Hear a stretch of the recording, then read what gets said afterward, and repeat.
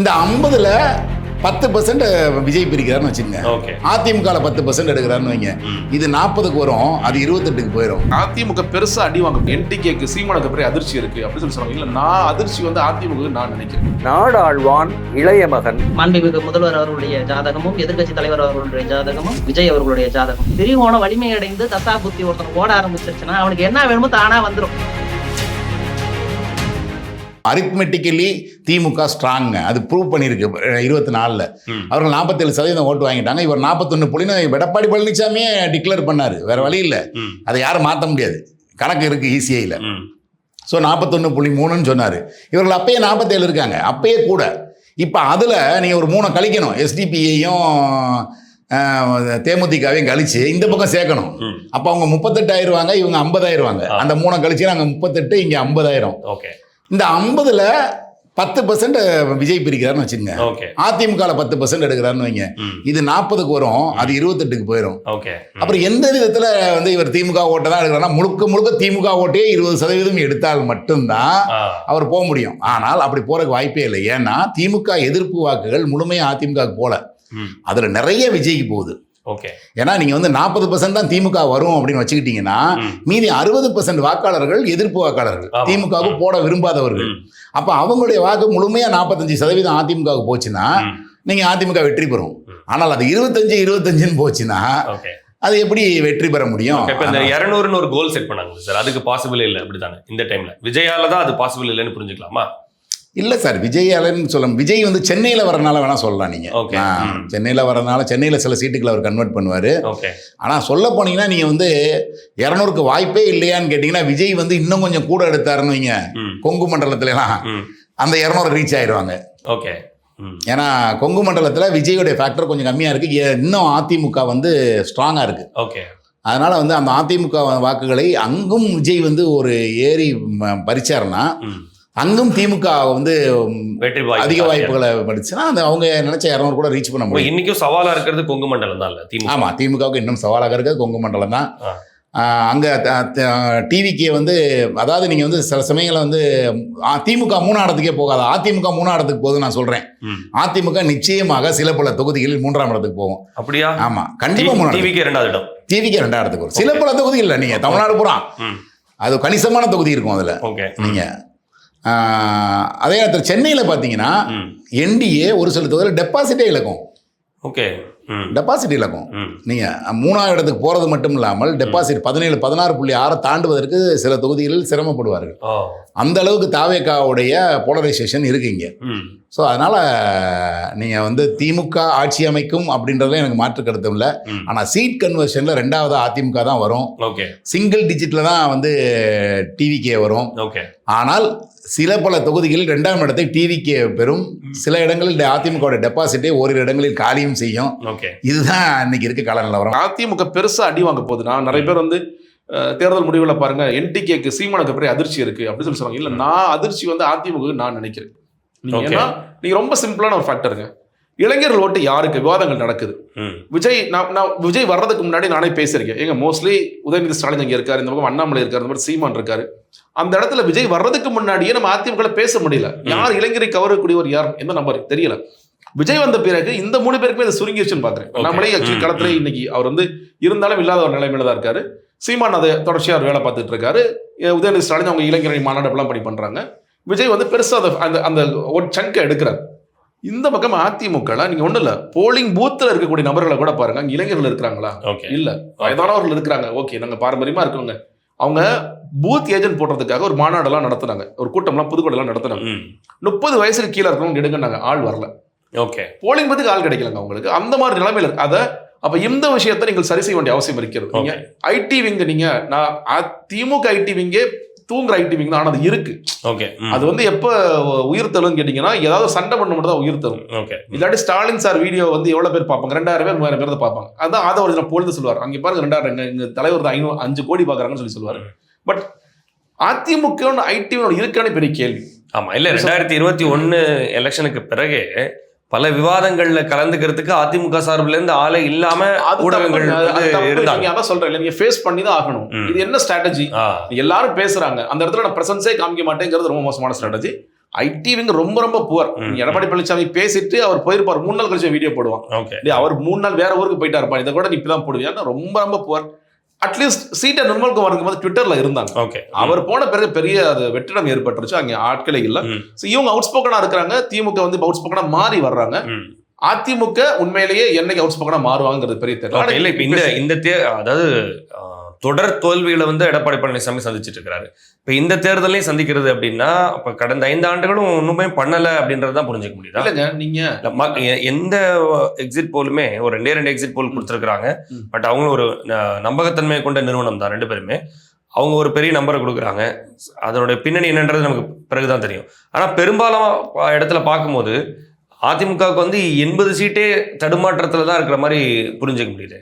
அதாங்க, நீங்க ஏன்னா நீங்க விஜய் அவர்கள் எடுக்கின்ற வாக்குகள் யாருடைய வாக்குகள் அப்படிங்கிறது முக்கியமான கேள்வி. இப்ப நீங்க இப்ப 23% சொல்றாங்கன்னு வச்சுக்கோங்களேன். 23% இளைஞர்கள் கிடையாது இல்லையா?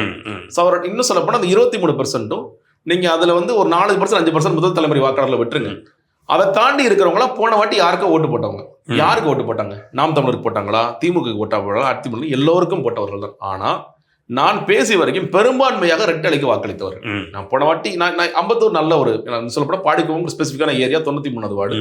காலம் காலமாக அதிமுக விசுவாசிகள். நான் அந்த 36 ஓட்ட சொல்லி சொன்னேன்ல, அவங்க எல்லாம் அதுல பிரிஞ்சிருக்கும்.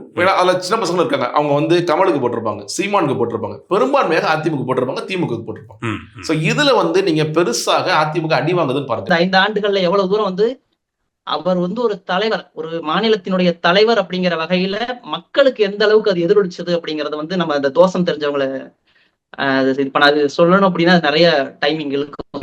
பிரம்மகத்தி தோஷம் அப்படிங்கிறது அந்த டைமிங்ல அவருக்கு நடந்திருக்குது.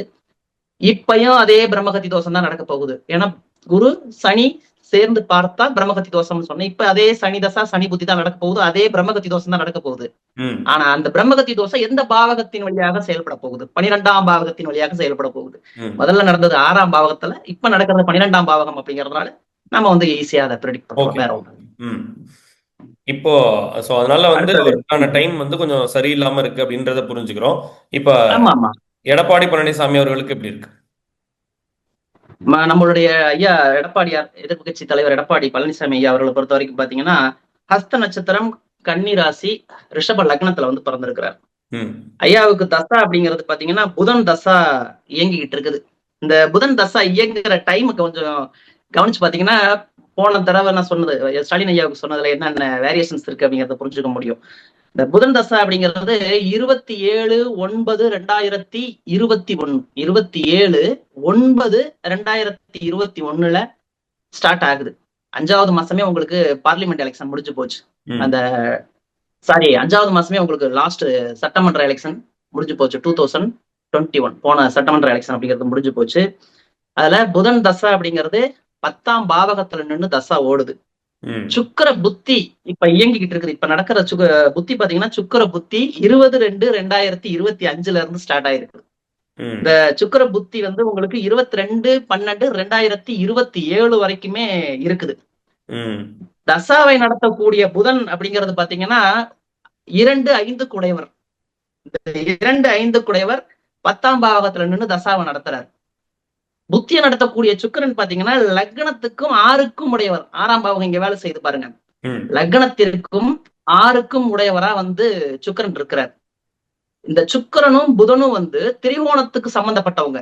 ஒரு மனிதனுடைய ஜாதகத்துல எப்ப திரிகோணம் வலிமையடைந்து வேலை செய்யுதோ அப்ப அவனுக்கு தன்னுடைய தேவையான விஷயங்களுக்கான வெற்றிக்கான சான்சஸ் அப்படிங்கிறது தன்னுடைய முயற்சி பெருமளவு இல்லாம தானே தேடி வந்து உட்காரும். இதான் விதி, ஜோதிட விதி.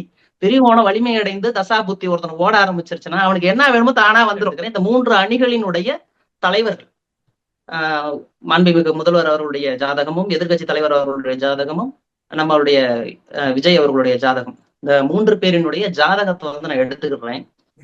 அதுக்கப்புறம் பாத்தீங்க அப்படின்னா என்னுடைய பர்சனல் பிரசன்னம், நான் எடுத்துக்கிற பிரசன்னம் அப்படிங்கறத எடுத்துக்கிறேன்.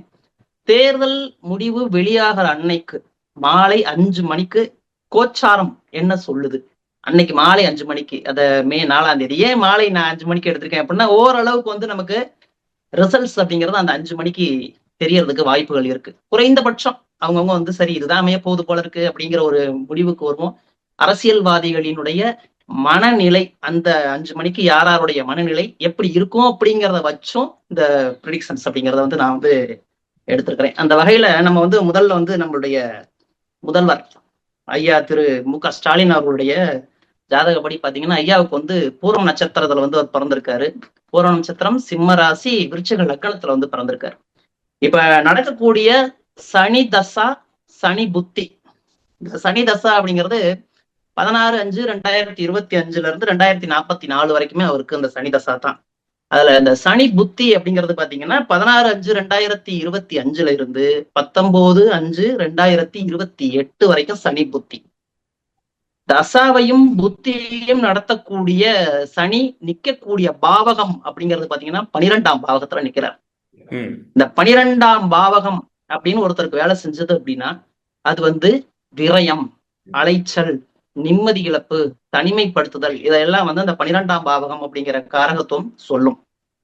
12ஆம் பாவகத்துக்கு நேர் எதிர்த்தா அப்படி மேசத்துல பாத்தீங்க அப்படின்னா குரு வந்து உட்கார்ந்துருப்பார். இவருக்கு ஐயாவுக்கு வந்து ஆல்ரெடி போன முறை சிஎம்ஆ இருந்தப்ப பாத்தீங்கன்னா குருதசா நடந்துகிட்டு இருந்துச்சு. 6ஆம் பாவகம் அப்படிங்கிறது வேலை செஞ்சுட்டு இருந்துச்சு. அந்த ஆரூட காண்டத்துல இப்ப உள்ள தேர்தலை பற்றி என்ன வந்திருக்கு அப்படிங்கிறத இப்ப நான் உங்களுக்கு படிச்சு காட்டுறேன் பாருங்களேன்.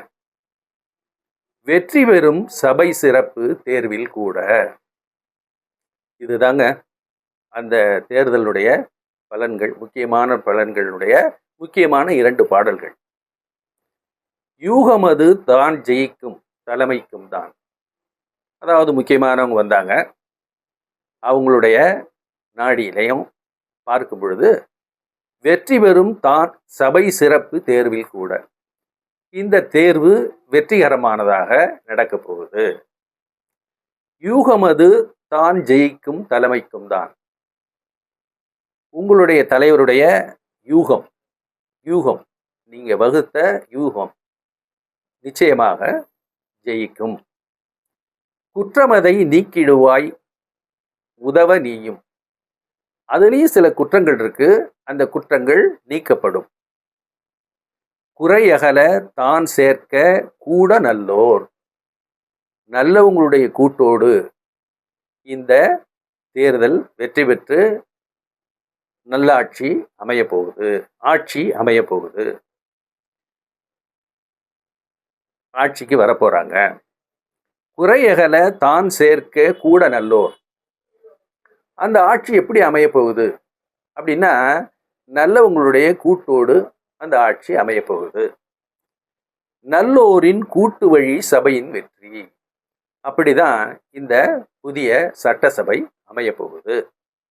நல்லோரின் கூட்டு வழி, நல்லவங்களுடைய உதவியோடு இந்த சட்டசபை, புதிய சட்டசபை அமைய போகுது. நாடாழ்வான் இளைய மகன் எந்தன் ஆட்சி. இதுதான் முக்கியமான வரி. எப்படின்னா நாடாழ்வான், இந்த தமிழ்நாட்டை ஆளப்போகிறது யார் அப்படிங்கிறதுக்கு பதில் தெளிவாக வந்திருக்கு. என்ன வந்திருக்குன்னா நாடாழ்வான் இளைய மகன் எந்தன் ஆசி. என்னுடைய, அதாவது சிவபெருமானுடைய, இது மகாசிவநாடி, மகாசிவபெருமானே மகாசிவநாடி, இது சிவபெருமானே பதில் சொல்றாங்க. இதுல அவங்க என்ன சொல்றாங்க அப்படின்னு சொன்னா நாடாழ்வான் இளைய மகன் எந்தன் ஆசி. என்னுடைய பரிபூரணமான ஆசீர்வாதத்தை அளித்து விட்டேன். நாடாழ்வான் இளைய மகன், எனது இளைய மகன், அவங்க தான் இந்த நாட்டை ஆள போறாங்க.